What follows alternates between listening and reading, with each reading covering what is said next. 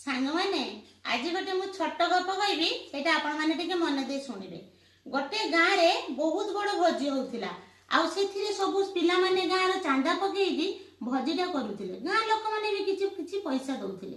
तांको भितरु जो क्लब पिला माने रुहंती ना सेमानक भितर चांदा पड़िथिला।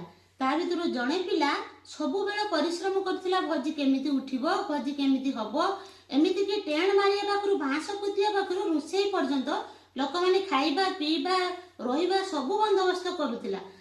माने घर को मध्य से जाउ नथिला सेठी पड़ी काम करूथिला किंतु चांदा पैसा दवा पाई ता पाखरे पैसा नथिला। से सबु काम सारी देई आसीकी से चेयार टिके बसी पड़िथिला रेस्ट नवा पाई। सेई गाँव जण भद्रलोक अछंती जे सेई भोजी पाई किछि टंका देथिले। से भद्रलोकटी सूट बूट कोट पिंदी पूरा सेंट पेंट मानी फिनफिना हेई बाहर के आसिले। आसिक जिते बेले पहुंची गले ना से क्लब पिला माने ए भाई को कहले आई उठ उठ उठ से भाई आछंती बसिबे। से संगे संग उठी पड़िला आ गामुछारे मुंह पोछि देला आखिर लुह को छळ छळ करि देला। सेठू आपण माने बुझी पारुथिबे मो गपटीर अर्थ कोन। जहा पाखरे टंका अछि ना ताकू समस्ते सम्मान दियंती।